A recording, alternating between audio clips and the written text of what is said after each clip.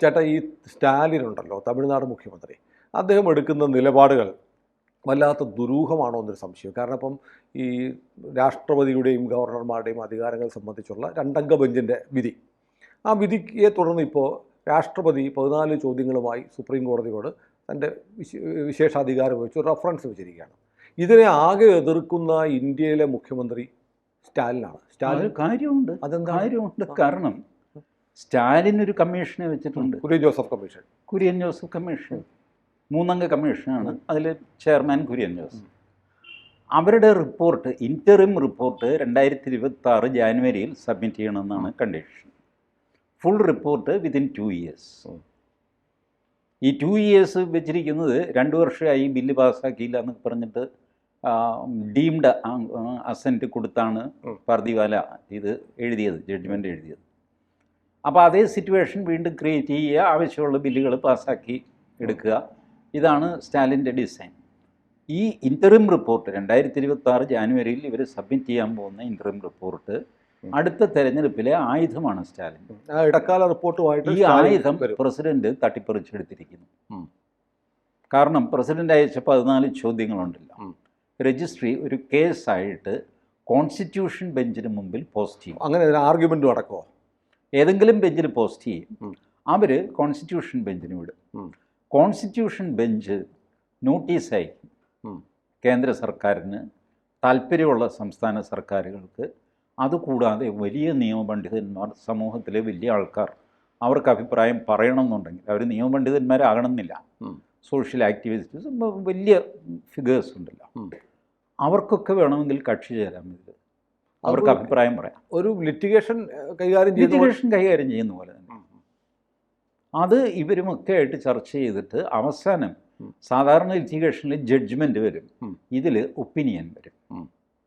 ആ ഒപ്പീനിയൻ പ്രസിഡന്റിന് പുറത്ത് ബൈൻഡിങ് അല്ല. അതായത് പാർദിവാലയുടെയും മഹാദേവന്റെയും വിധി അസാധുവാകപ്പെടത്തില്ല. അതൊരു പ്രശ്നമാണ്, വേറൊരു നിയമപ്രശ്നമാണ്.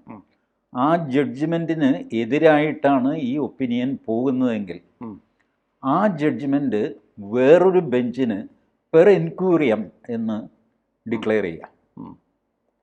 എന്ന് വെച്ചാൽ എക്സിസ്റ്റിംഗ് ലീഗൽ പ്രിൻസിപ്പിൾ, സുപ്രീം കോടതി സെറ്റിൽ ചെയ്ത പ്രിൻസിപ്പിൾസിന് എഗൻസ്റ്റാണ് നേരത്തെ എഴുതി ഈ judgement. Therefore we are not considering that judgement എന്ന് പറയും. പിന്നെ വേറൊരു ബെഞ്ച് വന്നു കഴിയുമ്പോൾ അവരും പറയും, ബിക്കോസ് മറ്റേ ജഡ്ജ് ഇത് പെർ ഇൻക്വയറിയം എന്ന് പറഞ്ഞതുകൊണ്ട് ഞങ്ങൾ ആ ജഡ്ജ്മെൻറ്റ് പരിഗണിക്കുന്നില്ല എന്ന് പറയും. ചുരുക്കി പറഞ്ഞാൽ സ്റ്റാലിൻ്റെ ഈ കേസിൽ ഇറക്കിയ ജഡ്ജ്മെൻറ്റ് സ്റ്റാലിൻ്റെ ആ കേസിലെ ഒരു ജഡ്ജ്മെൻറ്റ് മാത്രമായിട്ട് അങ്ങ് തീരും. സുപ്രീം കോടതിയിലെ ജഡ്ജ്മെൻറ്റ് ഒരു പ്രസിഡൻസും നിയമവും ഒക്കെ ആണെന്നാണല്ലോ, ആ സ്റ്റാറ്റസ് അതിന് നഷ്ടപ്പെടും. ആ ജഡ്ജ്മെൻറ്റ് ആരും റിവേഴ്സ് ചെയ്യാനൊന്നും പോകുന്നില്ല, പക്ഷേ അതാരും പരിഗണിക്കില്ല. ഇങ്ങനെ ഒരു സംഭവം ഉണ്ടായി എന്ന് വരാം. പ്രത്യേകിച്ചും ഗവൈ ഇന്നലെ നടത്തിയ ഭൂഷൺ രാമകൃഷ്ണ ഗവൈ, അദ്ദേഹം ഒരു പ്രസംഗിക്കുന്ന ആളല്ല, ചന്ദ്രചൂഡിനെ പോലെയോ നരിമാനെ പോലെയോ നാട് നീളം പ്രസംഗിക്കുന്ന ആളല്ല. ബട്ട് ഇപ്പം ചീഫ് ജസ്റ്റിസ് ആയി കഴിഞ്ഞപ്പോൾ അദ്ദേഹം മഹാരാഷ്ട്രക്കാരനാണ്. മഹാരാഷ്ട്ര ബാറ്, മഹാരാഷ്ട്ര ആൻഡ് ഗോവ ചേർന്ന് ബാർ അദ്ദേഹത്തിന് ഒരു സ്വീകരണം ഒരുക്കി. ആ പ്രസംഗത്തിൽ ഇദ്ദേഹം പറഞ്ഞു, ഈ എക്സിക്യൂട്ടീവ്, ജുഡീഷ്യറി, ലെജിസ്ലേച്ചർ ഇത് മൂന്നിനും തുല്യ അധികാരങ്ങളാണ്. അവരുടെ അധികാര പരിധിയും കോൺസ്റ്റിറ്റ്യൂഷൻ ഒരുമിച്ച് പറക്കേണ്ട സ്ഥാപനങ്ങൾ എന്നാണ് അദ്ദേഹം പറഞ്ഞത്. ആരും ആരുടെയും അധികാരത്തിലേക്ക് ഓവർലാപ്പ് ചെയ്യാൻ പാടില്ല എന്ന് പറഞ്ഞു. അതിൻ്റെ അർത്ഥം എന്താണ്? ഈ പാർദിവാല പ്രസിഡൻറ്റിൻ്റെയും ഗവർണറുടെയും ഏരിയയിലേക്ക് കടന്ന് സമയം നിശ്ചയിച്ചത് ഗവൈക്ക് അത്ര ഇഷ്ടപ്പെട്ടില്ല. എന്നാൽ ഗവൈ നേരെ തിരിച്ചൊരു അഭിപ്രായവും പറഞ്ഞിരുന്നു. മറ്റൊരു കേസിൽ, ആ കേസിൻ്റെ ഡീറ്റെയിൽസ് ഇരിക്കട്ടെ, മറ്റൊരു കേസിൽ ഗവൈ പരിഹാസരൂപേണ പറഞ്ഞു, അല്ല ഞങ്ങളിപ്പോൾ ഇവരുടെ പാർലമെൻറ്റിൻ്റെ അധികാരത്തിൽ കടന്നു കയറുന്നു, എക്സിക്യൂട്ടീവിൻ്റെ അധികാരത്തിൽ കടന്നു കയറുന്നു, ഞാനില്ലപ്പ, ഈ കേസ് അടുത്ത മാസം പോസ്റ്റ് ചെയ്തേ എന്നൊരു അടിയടിച്ചു. അടി. അപ്പോൾ ഗവയുടെ ബേസിക് ഇൻസ്റ്റിങ്ക്റ്റ് ഈ പാർദിവാല ജഡ്ജ്മെൻറ്റിന് എഗൻസ്റ്റാണ്. അന്ന് പാർദിവാലയെ വല്ലാതെ ആൾക്കാർ ആക്ഷേപിക്കുന്ന ഒരു സമയമായിരുന്നു, ഞാനും ആ കൂട്ടത്തിലുണ്ടായിരുന്നു. ബട്ട് ഞാൻ എത്രയോ നിസ്സാരം. വലിയ ആൾക്കാർ ഭീകരമായിട്ട് പർദിവാലയെ ആക്രമിച്ചു ആ ജഡ്ജ്മെൻറ്റിൻ്റെ പേര്. അപ്പോൾ ആ ആക്രമണം ഗവൈക്ക് ഇഷ്ടപ്പെട്ടില്ല. ഒരു ഒരു ഡിഗ്നിഫൈഡ് പൊസിഷനിൽ ഇരിക്കുന്ന ആളിനെ നിങ്ങളിങ്ങനെ പരസ്യമായിട്ട് അലക്കുന്നത് ശരിയല്ല. അത് ബേലായം ത്രിവേദിയുടെ റിട്ടയർമെൻറ്റ് വന്നപ്പോഴും ഗവൈ പറഞ്ഞു. ബേലായം ത്രിവേദിക്ക് ഇവർ ഫെയർവെൽ കൊടുത്തില്ലല്ലോ. Bar association, supreme court bar association കൊടുത്തില്ല, supreme court advocate on records അസോസിയേഷനും കൊടുത്തില്ല. അത് കൊടുക്കാഞ്ഞത് മോശമായി പോയി എന്ന് അവരുടെ മുഖത്ത് നോക്കി തന്നെ ഗവൈ പറഞ്ഞു. ഭാരവാഹികൾ പങ്കെടുത്തു. അതേസമയം സുപ്രീം കോടതിയിലെ ഡിഫാക്റ്റോ ചീഫ് ജസ്റ്റിസായ കപിൽ സിബലിനെ അദ്ദേഹം പുകഴ്ത്തുകയും ചെയ്തു. കപിൽ സിബൽ സെറിമോണിയൽ ബെഞ്ചിൻ്റെ ഇതിൽ കോർട്ട് ഹാളിൽ ഇദ്ദേഹം ഉണ്ടായിരുന്നു. കപിൽ സിബലാണല്ലോ പ്രസിഡന്റ്. ഈ കപിൽ സിബൽ പ്രസിഡന്റ് ആരാ, ഒരു രജനി ഓർ രജത് ഒരു സ്ത്രീയാണ് അവർ വൈസ് പ്രസിഡൻറ്റ്. ഈ പ്രസിഡൻറ്റും വൈസ് പ്രസിഡൻറ്റും ഇരിക്കുമ്പോഴാണ് അവരുടെ സംഘടന എടുത്ത തീരുമാനം തെറ്റായിരുന്നെന്നും അവർ നല്ല മനുഷ്യരാണെന്നും ഗവായി പറയുന്നത്. അവരാണ് ഈ തീരുമാനം എടുപ്പിച്ചത്. അതെ. In fact they are responsible for the decision of supreme court bar association being the president and vice president. But Gavai പറഞ്ഞു ഇത് ആ തീരുമാനം ശരിയായില്ല, മോശമായിപ്പോയി, നിങ്ങളിങ്ങനെയൊന്നും പെരുമാറാൻ പാടില്ല. ബട്ട് ഈ രണ്ടുപേരും ഇവിടെ ഇതിലെങ്കിലും വന്നല്ലോ, അതുകൊണ്ട് അവരെ ഞാൻ അഭിനന്ദിക്കുന്നു. കാരണം ഈ ഡിഫാക്റ്റോ ചീഫ് ജസ്റ്റിസിന് തൊഴുത് വേണം ഗവൈക്കും ജീവിക്കാൻ, അല്ലെങ്കിൽ ഇങ്ങനെ ഉണ്ടാക്കുന്ന ഇങ്ങനെ അപവാദം പറഞ്ഞു വരത്തില്ല. Ranjan Gogoi suffered that. Ranjan Gogoi Ramjanmabhoomi judgement എഴുതി, അതും കോൺസ്റ്റിറ്റ്യൂഷണൽ ബെഞ്ചായിരുന്നു. ഒരു ഡിഫറിങ് ജഡ്ജ്മെൻറ്റും ഉണ്ടായില്ല. അത്രയ്ക്ക് സമർത്ഥമായിട്ടത് കൈകാര്യം ചെയ്തു. ഇത് ചെയ്തുകൊണ്ടിരിക്കുമ്പോഴാണ്, ചെയ്യാൻ തുടങ്ങിയപ്പോഴാണ്, രാമജന്മഭൂമി കേസ് ഹിയർ ചെയ്യാൻ തുടങ്ങിയപ്പോഴാണ് രഞ്ജൻ ഗൊഗോയ്ക്കെതിരെ ലൈംഗികാരോപണം വരുന്നത്. അത് കൊണ്ടുവന്നത് ഈ ആശനായി കപിൽ സിബലാണ്. കപിൽ സിബൽ ഇതിൽ ബാബറി മസ്ജിദ് ഗ്രൂപ്പിന് വേണ്ടി വാദിക്കാൻ ആദ്യം വക്കീലായിരുന്നു. പിന്നീട് കോൺഗ്രസ് പിൻവലിയാൻ പറയുന്നു വക്കീലിനോട്. കാരണം രാമജന്മഭൂമിയിൽ എതിർഭാഗം കോൺഗ്രസ് വാദിക്കുന്നു എന്നുള്ള ഇംപ്രഷൻ വരും. തുടർന്ന് കപിൽ സിബൽ കോൺഗ്രസിൻ്റെ MP സ്ഥാനം രാജ്യസഭാ പീരീഡ് കഴിഞ്ഞപ്പോൾ സമാജ്വാദി പാർട്ടിയുടെ MP ആയിട്ടാണ് ഇപ്പോൾ കപിൽ സിബൽ നിൽക്കുന്നത്. അഭിഷേക് മനു സിംഗ്വി കോൺഗ്രസിൻ്റെ MP. വാസ്തവത്തിൽ ഒരു വക്കീലും ശമ്പളം കിട്ടുന്ന വേറൊരു ജോലി ചെയ്യാമോ? പക്ഷേ ഈ രണ്ട് വക്കീലന്മാരും സുഖമായിട്ട് ശമ്പളം മേടിക്കുന്നുണ്ട് രാജ്യസഭ MP-യുടെ. പക്ഷെ അത് ജോലിയാണ്, ശമ്പളം അലവൻസും എല്ലാം പ്രതിഫലം കിട്ടുന്ന ഒരു ജോലിയല്ലേ അത്. പ്രതിഫലം വാങ്ങുന്നില്ലേ? ഓഫീസ് ഓഫ് പ്രോഫിറ്റ് എന്ന് പറഞ്ഞൊരു ഏർപ്പാടുണ്ടല്ലോ, അതിൻ്റെ പേരിൽ സോണിയാഗാന്ധിക്ക് വരെ രാജിവെക്കേണ്ടി വന്നു. ബട്ട് ഈ രണ്ട് മാന്യന്മാർക്കോ അത് ബാധകമല്ല. അവർ മാസശമ്പളം വാങ്ങിച്ചിട്ട് രാജ്യത്തിൻ്റെ നമ്മുടെയൊക്കെ ടാക്സിൽ നിന്ന് ശമ്പളം വാങ്ങിച്ചിട്ട് നമുക്കെതിരെ റോഹിംഗ്യൻ മുസ്ലിങ്ങൾക്ക് വേണ്ടി വാദിക്കാൻ ഇവർ ചെല്ലും. അപ്പോൾ അവരെ പേടിച്ചല്ലേ പറ്റുള്ളൂ.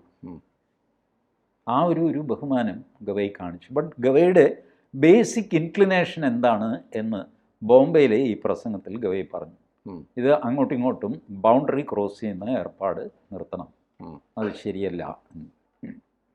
അപ്പോൾ ഇത് സ്റ്റാലിനും കേൾക്കുന്നുണ്ട്. സ്റ്റാലിൻ സാറ് സ്റ്റാലിനെ വിളിച്ച് പറയും, ഡേഞ്ചറാണ് കേട്ടോ ഗവൈ, നമ്മൾ വിചാരിക്കുന്ന പോലെയല്ല. ഇപ്പം ഗവൈ ഇത് അർജൻറ്റായിട്ട് കേൾക്കാൻ തീരുമാനിച്ചു എന്ന് വെച്ചു. 14 ചോദ്യങ്ങൾക്ക് മറുപടി കൊടുക്കാൻ തീരുമാനിച്ചു വളരെ പെട്ടെന്ന്. ഇപ്പോൾ ആരാന്ന് വെച്ചാൽ സത്യവാങ്മൂലം കൊണ്ടുപോവാ, അല്ല നാട്ടിലെ മാന്യന്മാരും ഇത്രയും പേരൊന്നും ചേർക്കാൻ പറ്റില്ല കേസിൽ. ഞാനൊരു കാര്യം ചെയ്യാം, ഒരു ബേസിക് 5 കേസ് എടുക്കാം. ഇൻ പ്രസിഡൻഷ്യൽ റെഫറൻസ് 2025 എന്നായിരിക്കും കോസ്റ്റ് ടൈറ്റിൽ. ആരുടെയും പേര് കോസ്റ്റ് ടൈറ്റിൽ വരില്ല. ഇനി അതിൻ്റെ പേരിൽ ആരെങ്കിലും ഷൈൻ ചെയ്യാനൊന്നും നിൽക്കണ്ട. ഇൻ പ്രസിഡൻഷ്യൽ റെഫറൻസ് 2025 എന്ന് പറഞ്ഞിട്ട് ഇത് സ്പീഡിൽ അങ്ങോട്ട് തീരുമാനിക്കുന്നു നോക്കുക. And he gives answers to president which the president is expecting. What will happen? ഇയാളുടെ ഗ്യാസ് പോവും, സ്റ്റാലിൻ്റെ ഗ്യാസ് പോവും, സ്റ്റാലിൻ്റെ ആയുധമില്ലാതെ പോവും. അതാണ് സ്റ്റാലിൻ്റെ വെപ്രാളം. മോർ ദാൻ ദാറ്റ്, ഈവൻ നമ്മളുടെ Kurian Joseph also may be influenced by this decision of the court. Supreme കോടതിയുടെ constitution bench ഒരു സ്റ്റാൻഡ് എടുത്തു കഴിഞ്ഞാൽ ആ സ്റ്റാൻഡ് തെറ്റാണെന്ന് പറഞ്ഞിട്ടൊരു കച്ചറ ഉണ്ടാക്കാൻ ഈ വയസ്സുകാലത്ത് കുര്യൻ ജോസഫിന് എന്താ ഒരു താല്പര്യം? So he will also write in favour of them. അത് സമർത്ഥമായിട്ട് എഴുതാൻ അദ്ദേഹത്തിനും അറിയാം. അപ്പോൾ സ്റ്റാലിൻ ഒറ്റപ്പെട്ടു പോകും. അതിൻ്റെ വെപ്രാളമാണ് സ്റ്റാലിൻ കാണിക്കുന്നത്. സ്റ്റാലിൻ്റെ തെരഞ്ഞെടുപ്പ് വിജയത്തിൻ്റെ ഒരു പ്രശ്നമാണ്. കാരണം സ്റ്റാലിൻ അസാമാന്യമായ കറപ്ഷൻ ചാർജസും ബാക്കിയെല്ലാം കെടുകാര്യസ്ഥയൊക്കെ കൊണ്ട് നാശമായി നിൽക്കുകയാണ്. ആകെ അദ്ദേഹത്തിൻ്റെ കയ്യിലുള്ള ഒരു ആയുധം കേന്ദ്രത്തിനെതിരെ യുദ്ധം ചെയ്ത് ജയിച്ച മുഖ്യമന്ത്രി എന്നുള്ള ഒരു ഇമേജാണ്. ആ ഇമേജ് വെച്ചിട്ട് തമിഴ്നാടിനെ അവഗണിച്ചു, അങ്ങനെ ചെയ്തു, ഇങ്ങനെ ചെയ്തു, ഞങ്ങൾ നീറ്റ് പരീക്ഷ എഴുതില്ല, അത് ചെയ്യില്ല, നാഷണൽ എഡ്യൂക്കേഷൻ പോളിസി ഞങ്ങൾക്ക് ബാധകമല്ല എന്നൊക്കെ പറഞ്ഞ് കച്ചറ ഉണ്ടാക്കിയിട്ട് വേണ്ടാത്ത പ്രശ്നങ്ങളുണ്ടാക്കി നിൽക്കുകയാണ് പുള്ളി. ആ പ്രശ്നത്തിൻ്റെ പേരിൽ ഒരു പ്രാദേശികകാരെ ആളിക്കത്തിച്ച് വീണ്ടും അധികാരത്തിൽ വരാമെന്നാണ് കണക്ക് കൂട്ടുന്നത്. ആ ആയുധം പോയി കഴിഞ്ഞാൽ പിന്നെ സ്റ്റാലിൻ എന്ത് ചെയ്യും?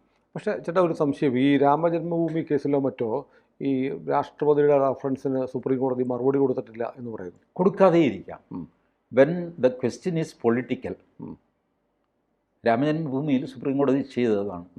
രാമജന്മഭൂമി ഈ പറഞ്ഞ സോക്കോൾഡ് ബാബറി മസ്ജിദിന് താഴെ രാമക്ഷേത്രമുണ്ടോ എന്ന് പരിശോധിച്ച് ഞങ്ങളെ അഡ്വൈസ് ചെയ്യണം പ്രസിഡൻറ്റിനെ. അവർ പറഞ്ഞു അത് പറ്റില്ല. അത് ഒന്ന്, it's a matter of fact, താഴെ കുഴിച്ച് നോക്കിയിട്ട് ഇതുണ്ടോ എന്ന് സുപ്രീം കോടതിയുടെ. Number 2, it is a political question, not a legal question. So we are not answering it. അത് പറയാൻ അവർക്ക് അവകാശമുണ്ട്. But they have to show valid reasons. ഇപ്പോൾ ഈ 14 ചോദ്യങ്ങളിൽ പൊളിറ്റിക്സ് ഇല്ല, പ്യുവർ ലീഗൽ ചോദ്യങ്ങളാണ്. അപ്പോൾ ഒഴിവാക്കാൻ പറ്റില്ല.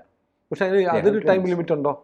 ഏതിന്? ഇവർ പറഞ്ഞല്ലോ ഗവർണറും രാഷ്ട്രപതിയും 3 മാസത്തിനകം ഒപ്പിടണം എന്നാണല്ലോ ഇപ്പോൾ. അതിന് ടൈം ലിമിറ്റ് ഇല്ല. In fact Gavai can drag it till he retires. അങ്ങനെ ചെയ്യാം. അപ്പോൾ തന്നെ അതിനകത്തൊരു വൈരുദ്ധ്യമുണ്ട്. സുപ്രീം കോടതി, ഗവായി മാത്രമല്ല, സുപ്രീം കോടതിയിലുള്ള ഇൻസ്റ്റിറ്റ്യൂഷൻ പറയുന്നു രാഷ്ട്രപതി 3 മാസത്തിനകം തീരുമാനമെടുക്കണം. രാഷ്ട്രപതി ഇവരോട് ചോദിച്ചാൽ ഇവർക്കും അതൊരു ബാധകമല്ലേ? It's a problem. See, supreme court അസാമാന്യമായിട്ട് ഡിഫെൻസീവിലാണിപ്പോൾ. എനിക്ക് പലപ്പോഴും ദയയും തോന്നാറുണ്ട്. അവർ തന്നെ വരുത്തി വെച്ചതാണ്. ഈ ചോദ്യങ്ങളൊന്നും തന്നെ ആരും ചോദിക്കുമായിരുന്നില്ല. ബട്ട് അവരങ്ങോട്ട് ബെഞ്ചിലിരുന്ന് അടിച്ച് കയറിയിട്ട് ഈ അച്ചടക്കമില്ലാത്ത ഈ പർദിവാല, സൂര്യകാന്ത്, ഇവരൊക്കെ ഇത് ചെയ്തതാണ്. ഇന്നിപ്പോൾ സൂര്യകാന്തിന് തന്നെ ശ്വാസം മുട്ടി. ഇവരുടെ റോഹിംഗ്യ മുസ്ലിംസ്, അവരോട് വലിയ സഹതാപമായിരുന്നു സുപ്രീം കോടതിക്ക്, ഇപ്പോഴുമാണ് താൻ. ബട്ട് അടുത്ത പെറ്റീഷൻ ചെന്നു കഴിഞ്ഞ ദിവസം നമ്മളെ കോളിൻ ഗോൺസാൽവസ്, 3 അംഗ വലിയ തൊരപ്പനാണ്. ഈ തൊരപ്പൻ പോയത് സൂര്യകാന്തിന് മുമ്പിലാണ്. 38 റോഹിംഗ്യകളെ ഫ്ലൈറ്റിൽ ആൻഡമാൻ നിക്കോബാറിൽ കൊണ്ടുപോയി അവിടെ നിന്ന് ബോട്ടിൽ കയറ്റി ബർമ്മയുടെ പുറം കടലിൽ ഇറക്കി വിട്ടു. കടലിൽ മുക്കി കൊന്നു എന്നൊക്കെയാണ് നെഞ്ചിത്തരുന്നത്. സൂര്യകാന്ത് അങ്ങ് ചൂട് ഈ വേണ്ടാത്ത കഥയൊക്കെ കൊണ്ട് തനിക്ക് എവിടെ നിന്ന് കിട്ടിയത്? വാട്സാപ്പ് യൂണിവേഴ്സിറ്റിയിൽ നിന്നോ? What nonsense it is. എന്താ നിങ്ങളുടെ കയ്യിൽ ഫാക്റ്റ് എന്താ ഉള്ളത്? ഞാൻ ഫോൺ വിളിച്ചു. നിങ്ങൾ ഫോൺ വിളിച്ച് ആര് അറ്റൻഡ് ചെയ്ത് നിങ്ങൾക്ക് ഇങ്ങനെ അറിയാം? No, that was a call, distress call from Burma. So how do I know that there was a call from Burma? Who verified that? നിങ്ങളിങ്ങനത്തെ കഥയുമായിട്ട് ഓരോ petition after petition you are filing. No, നിങ്ങൾക്ക് എന്തെങ്കിലും പറയാനുണ്ടെങ്കിലും മറ്റേ ജൂലൈയിലോ മറ്റോ originally റോഹിംഗ്യകളുടെ ഒരു petition post ചെയ്തിട്ടുണ്ട്. അതിൻ്റെ കൂടെ ടാഗ് ചെയ്ത് കൂടുതൽ വാചകമൊന്നും അടിക്കേണ്ട. അങ്ങനെ സൂര്യകാന്തിന് തിരിച്ചു പറയേണ്ടി വന്നു. നമ്പർ 2, ഗവൈയുടെ പ്രസംഗത്തിൽ ഗവൈ പറഞ്ഞു നാഷണൽ സെക്യൂരിറ്റി എന്നുള്ള കൺസെപ്റ്റ് സുപ്രീം കോടതിക്കും ബാധകമാണ്. Supreme court is coming within the ambit of national security. അതുകൊണ്ട് നാഷണൽ സെക്യൂരിറ്റിയും പുറത്ത് ഞങ്ങളെന്തോ യുണൈറ്റഡ് നേഷൻസ് ആണ് എന്നുള്ള ഭാവത്തിൽ സുപ്രീം കോടതി പെരുമാറാൻ പാടില്ല. ഇതും ഗവയുടെ പ്രസംഗത്തിൽ വന്നു. അപ്പോൾ that was the warning to everybody. ഈ ഫ്രിവലസ് PAL പോയിട്ട് ഭീഷണിപ്പെടുത്തുന്ന പരിപാടിയുണ്ടല്ല, എല്ലാം ആൻറ്റി നാഷണൽസിന് വേണ്ടിയിട്ട്, റോഹിംഗ്യ മുസ്ലിംസിന് വേണ്ടിയിട്ട് അവിടെ ഇതായി ഇവിടെ ഇതായി എന്നൊക്കെ പറഞ്ഞ് കംപ്ലീറ്റ് ആൻറ്റി നാഷണൽ പെറ്റീഷൻസ്. ഇത് കൊണ്ടുവന്ന് കഴിയുമ്പോൾ നാഷണൽ സെക്യൂരിറ്റി ഒരു ഇഷ്യൂ ആണ്. ഞങ്ങളിത് എൻ്റർടൈൻ ചെയ്യില്ല, കോസ്റ്റ് അടിക്കും, ഇറക്കി വിടും എന്നൊരു മെസ്സേജ് ഉണ്ട്. രാജ്യത്തിനെതിരെ ഒരു പെറ്റീഷൻ, അതിലെ ഇഷ്യൂ ഹ്യൂമൻ റൈറ്റ്സ് ആണ്. We will not entertain that because it is basically goes against our nation. There could be a human rights issue inside that. എല്ലാത്തിലും ഒരു ഹ്യൂമൻ റൈറ്റ് ഇഷ്യൂ ഒക്കെ വേണമെങ്കിൽ ഉണ്ടാക്കാം. പക്ഷെ അങ്ങനെ എഴുന്നള്ളിച്ചാൽ നടക്കില്ല എന്നുള്ള സിഗ്നലാണ് ഈ ഭൂഷൺ രാമകൃഷ്ണൻ ഗവായി കൊടുത്തിരിക്കുന്നത്. അപ്പോൾ ഏതായാലും ഗവായിയുടെ കാലത്ത് നമുക്ക് കുറച്ച് പ്രതീക്ഷകൾ ഉണ്ടാവുന്നുണ്ട്. ഗവയുടെ കാലത്ത് പ്രതീക്ഷ, അതെ, ഗവൈ ഒരു കോൺട്രവേഴ്സ്യൽ ജഡ്ജാണ്. പിന്നെ ഗവൈ വലിയ ബഹളം വയ്ക്കാറില്ലെന്നേ ഉള്ളൂ. സുനിലിനൊരു കാര്യം അറിയാമോ? ആദ്യത്തെ ബുദ്ധമതത്തിൽ നിന്നുള്ള ആദ്യത്തെ ഇന്ത്യൻ ചീഫ് ജസ്റ്റിസാണ് ഭൂഷൺ രാമകൃഷ്ണ ഗവായി. അതെയോ? ബൗദ്ധനാണ്. അദ്ദേഹത്തിൻ്റെ അച്ഛൻ രാമകൃഷ്ണ ഗവായി രാഷ്ട്രീയക്കാരനായിരുന്നു. MLA ആയി, ഗവർണറായി, കേരള ഗവർണറായിരുന്നു ഗവായി. ഓർക്കുന്നുണ്ട്. ആ ഗവൈയുടെ മകനാണ് ഈ ഭൂഷൺ ഗവായി. ഈ ഗവായി മറ്റേ അംബേദ്കറിൻ്റെ ശിഷ്യനായിരുന്നു. ഭൂഷൻ്റെ അച്ഛൻ രാമകൃഷ്ണൻ ഗവായി അംബേദ്കറിൻ്റെ ശിഷ്യനായിരുന്നു. അംബേദ്കർ മതം മാറിയപ്പോൾ, ബുദ്ധമതത്തിലേക്ക് മാറിയ ആളാണ് ഈ രാമകൃഷ്ണൻ ഗവായി. കേരള ഗവർണറായിരുന്നു. കേരളത്തിൽ 2-3 സ്ഥലത്ത് ഗവർണറായിരുന്നു. സ്പീക്കറായി, രാഷ്ട്രീയക്കാരനായിരുന്നു. റിപ്പബ്ലിക്കൻ പാർട്ടി ഓഫ് ഇന്ത്യ അതവിടെ MLA ആയി, ഒരു തവണ 1-2 തവണ MP ആയി. പിന്നെ RPI പിളർത്തി, പിന്നെ അത് പിളർന്നു. അഠ്വളെ വിഭാഗം, ഇപ്പോഴത്തെ മന്ത്രി ഉണ്ടല്ലോ, ഒരു കേന്ദ്രമന്ത്രിയോടല്ലേ, കേന്ദ്രമന്ത്രി രാംദാസ് അഠ്വളെ, അവർ പിളർന്ന് വേറെ ഘടകമായി പോയി. ഗവൈ വേറെ ഘടകമായി, പിന്നെ കോൺഗ്രസ്സിലേക്ക് പോയി, പിന്നെ തിരിച്ചു വന്നു. ഇങ്ങനെയൊക്കെയുള്ളൊരു ലൈവ് പൊളിറ്റീഷ്യനായിരുന്നു ഗവൈയുടെ അച്ഛൻ. അപ്പോൾ ഗവൈ ഇപ്പോൾ ഈ പറഞ്ഞ ഈ അംബേദ്കറൈറ്റ്സിൻ്റെ ഈ നമ്പറൊന്നും ഗവൈയുടെ അടുത്ത് ചിലവാകില്ല. കാരണം ഒറിജിനലി അംബേദ്കറിൽ നിന്ന് പാഠം പഠിച്ച അച്ഛൻ്റെ മകനാണ് ഗവൈ. So he is well versed with what Ambedkar has told about Dalits, Muslims, Hindus, ഇതെല്ലാം അറിയാം, പുള്ളിക്ക് നന്നായിട്ട് അറിയാം. അപ്പോൾ അത് ഒരു ജഡ്ജ്മെൻറ്റിൽ അത് വരികയും ചെയ്തു. Devendra Singh versus state of Punjab, അതിലാണ് ഈ ഷെഡ്യൂൾഡ് കാസ്റ്റിൻ്റെ സബ് ക്ലാസിഫിക്കേഷൻ ആകാമോ എന്നൊരു ചോദ്യം വന്നത്. അതിൽ ഗവൈ എഴുതിയ ജഡ്ജ്മെൻറ്റ്, ഗവൈ പറഞ്ഞു ആകാം. കാരണം ഷെഡ്യൂൾഡ് കാസ്റ്റ് എന്ന് പറഞ്ഞ് വർഷങ്ങളായി ഒരു ഷെഡ്യൂളുണ്ട്. ആ ഷെഡ്യൂളിൽപ്പെട്ട ജാതികൾ, അതിൽ ടോപ്പിൽ എണ്ണത്തിൽ കൂടുതലുള്ള ജാതികൾ എല്ലാ സംവരണവും കൊണ്ടുപോകുന്നു. താഴെയുള്ള 10, 30, 40 ജാതികൾക്ക് ഒന്നും കിട്ടുന്നില്ല. ഇത് കേരളത്തിൽ നമുക്ക് കാണാം. കേരളത്തിൽ ഷെഡ്യൂൾ കാസ്റ്റ് എടുത്തു കഴിഞ്ഞാൽ അതിനകത്ത് പ്രബലമായ ഒരു കാസ്റ്റ് ഉണ്ടാവും. ഷെഡ്യൂൾ കാസ്റ്റിലെ പ്രബലരായ ആൾക്കാർ, അതിന് താഴെയുള്ളവർക്ക് ഗതി പിടിക്കില്ല, അവരെ ഒരു കൂടെ കൂട്ടില്ല. ഷെഡ്യൂൾ കാസ്റ്റ് ആരാന്ന് ചോദിച്ചാൽ ഞങ്ങളാണ്, MLA ഞങ്ങളാണ്, MP ഞങ്ങളാണ്, സംവരണം ഞങ്ങൾക്കാണ്. അയ്യോ അപ്പം മറ്റേ ആളോ അവനോട് പോകാൻ പറ. This happens. ഇപ്പം ഇത് അംബേദ്കർ തന്നെ ചോദിച്ചിട്ടുണ്ട്, നിങ്ങൾക്ക് ഈ ദളിത് മുന്നോറ്റം വേണം, എന്തിന്? ദളിതുകൾ മറ്റുള്ളവരുടെ ഒപ്പം എത്താനായിട്ടാണോ, അതോ ദളിതായിട്ട് തന്നെ നിന്നിട്ട് കിട്ടാവുന്നത് വാങ്ങിച്ചെടുക്കാനാണോ? ഈ രണ്ടാമത് പറഞ്ഞതാണെങ്കിൽ it is a politics, it's not a social change. അതാണ് ഇപ്പോൾ നടന്നുകൊണ്ടിരിക്കുന്നത്. ഇപ്പം നടന്നുകൊണ്ടിരിക്കുന്നതാണ്. You become more and more compartmentalised in the name of abolishing caste. You are strengthening caste and that to a particular cast.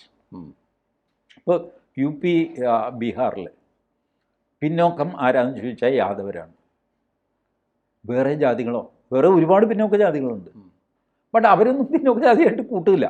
പിന്നോക്ക ജാതി എന്ന് പറഞ്ഞാൽ ഞാനാണ്, യാദവനാണ്. പിന്നോക്ക റാലി എന്ന് പറഞ്ഞാൽ യാദവ റാലിയാണ്. യാദവ റാലി മറ്റുള്ള സിന്ധാബാദ് വിളിക്കാൻ ബാക്കിയുള്ളവർ വന്നോളണം. പക്ഷേ സംവരണം കംപ്ലീറ്റ് എൻ്റെ കയ്യിലിരിക്കും, സകല കളിയും ഞാൻ നടത്തും, ഞാൻ കൊണ്ടുപോകില്ല. This is caste politics, which was Ambedkar was against this.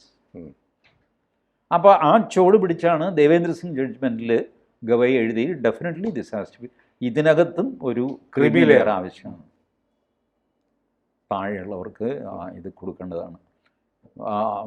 ഈ ബോംബെ പ്രസംഗത്തിൽ ഗവൈ പറഞ്ഞു, ഞാൻ സാധാരണ ആരും പറയാത്തൊരു കാര്യമാണ് കേട്ടോ. ഗവൈ പറഞ്ഞു, ഞാൻ ചീഫ് ജസ്റ്റിസ് ആകാനുള്ള കാരണം ഞാൻ ദളിതായതുകൊണ്ടാണ്. ദളിത് വിഭാഗത്തിൽ നിന്ന് ഒരു ജഡ്ജിയെ വേണമായിരുന്നു, എന്നെ സുപ്രീം കോടതിയിലെടുത്തു, എന്നിട്ട് ഞാൻ ചീഫ് ജസ്റ്റിസായി. ഇതാണ് സത്യം. ബട്ട് എൻ്റെ മകന് ഈ സൗകര്യം കൊടുക്കാൻ പാടില്ല. ഇന്നലെ ബോംബെയിൽ പ്രസംഗിച്ചതാണ്. എൻ്റെ മകന് ദളിത് അവകാശങ്ങൾ കൊടുക്കാൻ പാടില്ല, കാരണം അവൻ ചീഫ് ജസ്റ്റിസിൻ്റെ മകനാണ്. അവനൊരു തടസ്സവും ജീവിതത്തിൽ ഉണ്ടായിട്ടില്ല, ഇനി ഉണ്ടാകാനും പോണില്ല. മാത്രമല്ല ഗവൈ ഒരിക്കലും ഇത് പറഞ്ഞില്ല കേട്ടോ. എൻ്റെ ചെറുപ്പത്തിൽ ഞാനിങ്ങനെ കഷ്ടപ്പെട്ടു, എനിക്ക് അങ്ങനെ വന്നു, ജാതി വിവേചനം നേരിടേണ്ടി വന്നു, അങ്ങനെയാണ് ഇങ്ങനെയാണ്, തമ്പുരാനെ കണ്ടപ്പോൾ ഞാൻ വഴിമാറി. ഈ കരച്ചിൽ ഗവൈ ഒരിക്കലും നടത്തിയിട്ടില്ല, ഒരിക്കലും നടത്തിയിട്ടില്ല. ജോ ഹോ ഗയാ. അല്ലാതെ ഞാൻ തെരുവിലും കാത്തുന്നതിലും മറ്റേ ഇതുണ്ടല്ലോ, എന്താ കുഴി കഞ്ഞി പാത്രമില്ലാഞ്ഞിട്ടാണ്. ഞാൻ കൊങ്ങിണിയാണില്ല. കൊങ്ങിണി അമ്പലത്തിൽ സദ്യ വളർന്നു, അമ്പലത്തിൻ്റെ മുറ്റത്താണ് കുഴി കുത്തിയിട്ടാണ്. കാരണം ഇലയിൽ ഇത് അല്ലെങ്കിൽ അങ്ങോട്ടും ഇങ്ങോട്ട് തെറിച്ച് ഒഴുകിപ്പോവില്ലേ, കുഴി കുത്തും, എന്നിട്ട് കുമ്പിളിക്കോരി കുടിക്കും. അവിടെ കഞ്ഞിയല്ല, ചോറാണ്. പക്ഷേ ചോറ് അതിൻ്റെ കൂടെയുള്ള സാധനങ്ങളൊക്കെ പോവുമല്ലോ. അപ്പോൾ ഒന്നുകിൽ ഇലയുടെ സൈഡിൽ ഇങ്ങനെ മണ്ണ് കൂട്ടി, ഇലയുടെ എല്ലാ സൈഡും ഇങ്ങനെ ഒന്ന് പൊക്കി വയ്ക്കും. അപ്പോഴും ഈ തടിച്ച സൈഡ് പൊങ്ങി നിൽക്കില്ല, ബാക്കിയുള്ളത് പൊങ്ങി നിൽക്കുകയുള്ളൂ. ഒരു കുഴി കുത്തിയിട്ട് ഒന്ന് ഇല ഇങ്ങനെ അമർത്തും അതിൽ. അപ്പോൾ ഒരു പാത്രത്തിൻ്റെ ഷേപ്പ്.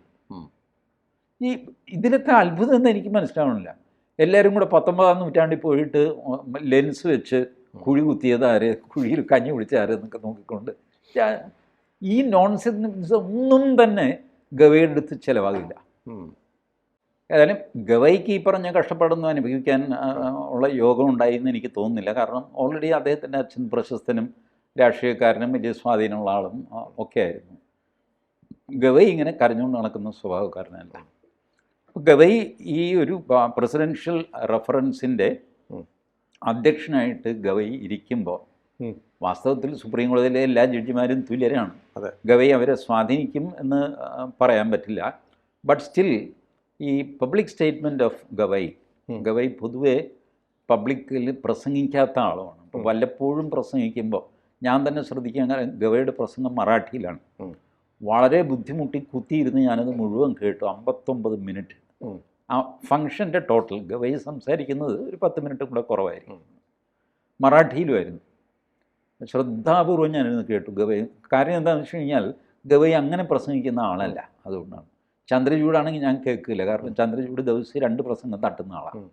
നരിമാൻ കുറഞ്ഞത് 3 പ്രസംഗം തട്ടും ഡെയിലി അവിടെ ഇവിടെയൊക്കെ. ഗവൈ അങ്ങനെയല്ല, ആത്യപൂർവമാണ് സംസാരിക്കുന്നത്. അതുകൊണ്ട് ഞാൻ കേട്ടു. മറാഠിയിലായിരുന്നു, നല്ല മനോഹരമായിട്ട്. അതുകൂടെ അതിന് താങ്ങി. പുള്ളിയുടെ ഇതിന് ചടങ്ങിൽ മഹാരാഷ്ട്രയിലെ DGP, Bombay city police commissioner 2 പേര് വന്നില്ല. അപ്പോൾ പുള്ളി പറഞ്ഞു, DGPയും സിറ്റി പോലീസ് കമ്മീഷണറും വന്നില്ല, ഒരുപക്ഷെ അവർ പങ്കെടുക്കാനും മാത്രം ഗൗരവം ഈ യോഗത്തിന് ഇല്ലയെന്ന് അവർ വിചാരിച്ച് കാണും എന്ന് പറഞ്ഞിട്ട് കയറി. യോഗം തീരുന്നതിന് മുമ്പേ 2 പേരും ഓടിപ്പാഞ്ഞെത്തി അപ്പോളജി പറഞ്ഞു പുള്ളിയോട്. സാർ ഇങ്ങനെയാണ്, ഞങ്ങൾ അവിടെ പെട്ടുപോയി, ഇവിടെ പെട്ടുപോയി. പുള്ളി പറഞ്ഞു ഓൾ റൈറ്റ്. അതാണ് ഗവൈ. അപ്പോൾ ഈ ഗവൈ ഈ പ്രസിഡൻറ്റിന് പ്രസിഡൻ്റ് ഒരു ദളിതാണ്. സോ എങ്ങനെ ആ ഡൈനമിക്സ് വർക്ക് ചെയ്യും എന്ന് സ്റ്റാലിന് പേടിയുണ്ട്. സ്റ്റാലിൻ ഒരു ദളിത്തിനോട് ഒരു മാന്യതയും മര്യാദയും ഇല്ലാത്ത ആളാണ്. തമിഴ്നാട്ടിൽ നോക്കുന്ന ഈ പിന്നോക്കക്കാരാണ് ഷെഡ്യൂൾഡ് കാസ്റ്റിനെ തല്ലി വശകേടാക്കുന്നത്. സത്യം. ഷെഡ്യൂൾഡ് കാസ്റ്റ് ഏറ്റവും അധികം പീഡിപ്പിക്കപ്പെടുന്നത് തമിഴ്നാട്ടിലാണ്. ഇവിടെ പറയുന്നത് ബീഹാറിലും ഉത്തർപ്രദേശിലും ജാർഖണ്ഡിലും തേങ്ങയാണ്. അവിടെയൊക്കെ ഞാൻ പോയി താമസിച്ചിട്ടുണ്ട്. തമിഴ്നാട്ടിൽ ഞാൻ താമസിച്ചിട്ടുണ്ട്. ഉം. ജാതി വ്യത്യാസം ഞാൻ കണ്ടിട്ടുള്ളത് ആകെ തമിഴ്നാട്ടിലാണ് അനുഭവിച്ചത്. ഉം. എന്നുവെച്ചാൽ ഞാനൊരു സാധാരണ ഗ്രാമപ്രദേശത്തെ ചായക്കടയിൽ കയറുന്നു. ഉം. ചായക്കടയിൽ കയറിയപ്പോൾ സൈഡിലൊരു ചായപ്പുണ്ട്, അവിടെയും ബെഞ്ചും ഡെസ്കും ഇട്ടിട്ടുണ്ട്. ഉം. അപ്പം ഞാൻ കൂടെയുള്ള ആളിനോട് പറഞ്ഞു നമുക്ക് അവിടെ ഇരിക്കുക, കാറ്റൊക്കെ കിട്ടും സൈഡിൽ നിന്ന്. അവിടെ പോയിരുന്നു. ഈ കൂടെ ഇരുന്ന ആൾ സ്വരം താഴ്ത്തി എന്നോട് ചോദിച്ചു, സാറിൻ്റെ ജാതി ഏതാ? ഞാൻ പറഞ്ഞു ജാതി എന്തിനും ചോദിക്കുന്നു, അല്ല അത് പ്രശ്നമുണ്ട്. എന്താ കാര്യം? ഇത് ഷെഡ്യൂൾഡ് കാസ്റ്റിന് ഇരിക്കാനാണ് ഈ ചായ്പ്. ഷെഡ്യൂൾഡ് കാസ്റ്റിന് മുകളിലുള്ളവരെല്ലാം ഒരു മെയിൻ ഹാളുണ്ട്. സൗകര്യത്തിനൊന്നും ഒരു കുറവുമില്ല. ഇതാണ് കുറച്ചുകൂടെ സൗകര്യം കേട്ടോ, കാറ്റൊക്കെ ഷെഡ്യൂൾഡ് കാസ്റ്റിനുള്ളതാണ്. മറ്റത് അപ്പോൾ ഇവിടെ ഇരിക്കാൻ പാടില്ല. ഞാൻ പറഞ്ഞു ഇവിടെ ഇരുന്നാലോ? ഇവിടെ ഇരുന്നാൽ അത് ഷെഡ്യൂൾഡ് കാസ്റ്റ് അല്ലാത്ത ആൾ ഇവിടെ ഇരിക്കുന്നത് ഒരു അപരാധമായിട്ടാണ് കൂട്ടുന്നത്. അങ്ങനെയുണ്ടോ? ആ, ഷെഡ്യൂൾഡ് കാസ്റ്റിനെ അപമാനിച്ചതായിട്ട് അവർ വിചാരിക്കും. അവർ തോന്നും. ആ, മറ്റുള്ളവർക്കും അത് ഇഷ്ടപ്പെടില്ല. താൻ എന്തിനാണ് അവരുടെ ഇതിലേക്ക് കയറിയിരിക്കുന്നത്? You are encroaching into their space. അത് അവർക്ക് റിസർവ് ചെയ്ത സ്പേസാണ്, റിസർവേഷനാണ്. ഇതല്ല, വിവേചനമല്ല, റിസർവേഷനാണ്. അപ്പോൾ ഷെഡ്യൂൾഡ് കാസ്റ്റിൻ്റെ ബെഞ്ചും ഡെസ്കും പലപ്പോഴും ഒഴിഞ്ഞു കിടക്കുക, ആൾ കുറവായിരിക്കും, ഇപ്പുറത്ത് ഭയങ്കര തിരക്കായിരിക്കും. ഞാൻ പറഞ്ഞു എന്ത് പണ്ടാരാണെങ്കിലും ശരി, ഞാനിപ്പോൾ ഇവിടെ നിന്ന് എണീക്കാൻ പോണില്ല. ഞാനൊരല്പം എഡ്യൂക്കേഷൻ ഇഷ്യൂ ആകും, പോലീസ് വരട്ടെ എന്നൊക്കെ പറഞ്ഞു. അയാൾ പറഞ്ഞു പോകുന്നു, ഒന്നും വേണ്ട. അപ്പോഴത്തേക്ക് ചായ വന്നു, കഴിക്കാനുള്ളതൊന്നും ഞങ്ങൾ കഴിച്ചിട്ട് സ്ഥലപ്പെട്ടു. This I faced only in Tamil Nadu. ബാക്കി ഈ പറഞ്ഞ സ്ഥലങ്ങളിലൊക്കെ ഗ്രാമപ്രദേശത്ത് ഞാൻ പോയി താമസിച്ചിട്ടുണ്ട്. ONGCയുടെ വർക്കിന് വേണ്ടിയിട്ട് ബീഹാറിലെ, ബംഗാളിലെ, ഉത്തർപ്രദേശിലെ ഗ്രാമപ്രദേശത്തൊക്കെ ഞാൻ അലഞ്ഞ് തിരിഞ്ഞ് നടന്നിട്ടുണ്ട്. കാരണം ഈ ഓയിൽ പൈപ്പ് ലൈൻ പോകുന്നത് ശുദ്ധ ഗ്രാമങ്ങളിലൂടെയാണ്. ദർ ഈസ് നോ ടൗൺ, വെള്ളം പോലും കിട്ടാത്ത സ്ഥലത്താണ്.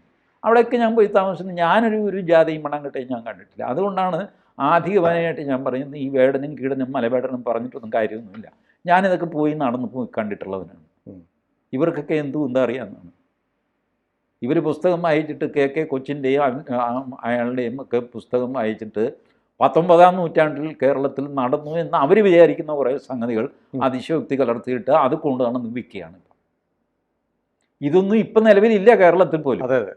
ബട്ട് എന്നാലും താത്രിയുടെ സ്മാർത്ഥ വിചാരം ഏത് വർഷമാണ്? അല്ല അത് അങ്ങനെ ഉണ്ടായിരുന്നില്ല. ഇപ്പം എപ്പോ? ഇതുള്ള നോൺസെൻസ്. അപ്പം ഈ ആയുധം പോകും എന്നുള്ളതാണ് സ്റ്റാലിൻ്റെ ഭയം. ഏതായാലും ആ ഭയം ഉണ്ടാവട്ടെ അല്ലേ? മിക്കവാറും അത് ക്ലിക്ക് ചെയ്യും കേട്ടോ. കാരണം ആ ക്വസ്റ്റ്യൻസ് 14 ക്വസ്റ്റ്യൻസ് ഫ്രെയിം ചെയ്തിരിക്കുന്നത് പ്രസിഡന്റ് കരുതി കൂട്ടി വളരെ ബുദ്ധിപൂർവ്വം ഡ്രാഫ്റ്റ്. ഒരാളെന്നോട് പറഞ്ഞു അതിനെല്ലാം ഒറ്റ നോട്ടത്തിൽ ചോദിച്ചാൽ എല്ലാത്തിനും നോ നോ നോ എന്ന് പറയാനേ പറ്റുള്ളൂ. അങ്ങനെയല്ല അത് പ്രസിഡന്റ് എന്താണെന്ന് വെച്ചാൽ ചില ചോദ്യങ്ങൾ പ്രസിഡന്റ് റിപ്പീറ്റ് ചെയ്യുന്നു. ഒന്ന്, ഗവർണറുടെ ഒപ്പില്ലാതെ ഒരു ബില്ല് പാസ്സാക്കിയതായിട്ട് കൂട്ടാമോ? സ്ട്രെയിറ്റുള്ള ചോദ്യം. ബട്ട് അതിനു മുമ്പ് ഇതേ ചോദ്യം വേറൊരു രീതിയിൽ ചോദിക്കുന്നുണ്ട്. ഗവർണർക്ക് ഒരു പരിധി സുപ്രീം കോടതിക്ക് നിശ്ചയിക്കാൻ അധികാരമുണ്ടോ? ആ പരിധി ഗവർണർ ലംഘിച്ചു കഴിഞ്ഞാൽ ഡീംഡ് അസെൻ്റ് കൊടുക്കുന്നത് കോൺസ്റ്റിറ്റ്യൂഷനിലാണോ? ആണെങ്കിൽ കോൺസ്റ്റിറ്റ്യൂഷൻ്റെ ഏത് പ്രൊവിഷൻ വെച്ച്? ഇത്രയും ഈ 3 പാർട്ട് ചോദ്യം ചോദിച്ചു കഴിഞ്ഞിട്ട് പിന്നെ ഒരു 5-6 ചോദ്യം കഴിയുമ്പോഴാണ് പ്ലെയിൻ ആയിട്ടൊരു ചോദ്യം. അപ്പോഴേ ഗവർണറുടെ ഒപ്പില്ലാതെ ബില്ല് പാസ്സായതായിട്ട് കണക്കാക്കാമോ? അവിടെ ഡീംഡ് അസെൻ്റ് എന്നുള്ള വാക്കൊന്നും ഉപയോഗിക്കുന്നത് സ്ട്രെയിറ്റ് ചോദ്യമാണ്. ഇങ്ങനെ ക്വസ്റ്റ്യൻസ് ആർ റിപ്പീറ്റഡ്. അപ്പോൾ ഒരു ചോദ്യത്തിന് നമ്മൾ ഉത്തരം ഫ്രെയിം ചെയ്തൊക്കെ വന്നു കഴിയുമ്പോൾ കുറച്ച് കഴിയുമ്പോഴാണ് അടുത്ത ചോദ്യത്തിൽ ഇത് പ്ലെയിൻ ആയിട്ട് ചോദിക്കുന്നത്. ഡയറക്റ്റ് അടിയാ. അത് വളരെ ബുദ്ധിപൂർവ്വം ഡ്രാഫ്റ്റ് ചെയ്തതാണ്. പലരും ധരിക്കുന്ന പോലെ നമ്മളുടെ പ്രസിഡന്റ് ദ്രൗപദി മുർമു ഇല്ലിറ്ററേറ്റ് ഒന്നുമല്ല. ഗോത്രവർഗം ആണെങ്കിലും ഇല്ലിറ്ററേറ്റ് ഒന്നുമല്ല. She was also governor once upon a time. അപ്പോൾ അവർക്ക് ഇതിൻ്റെ ഡൈനമിക്സ് ശരിക്കും അറിയാം. അങ്ങനെ കാഞ്ഞ ചോദ്യങ്ങളാണ് ചോദിച്ചിരിക്കുന്നത്. Let us see. ഏതായാലും നമുക്ക് അതിന് ഉത്തരം കാത്തിരിക്കാം. കൂടുതൽ വാർത്തകളും വിശേഷങ്ങളും നിങ്ങളിലേക്ക് എത്താൻ ABC മലയാളം സബ്സ്ക്രൈബ് ചെയ്യുക, ബെൽ ബട്ടണും അമർത്തുക.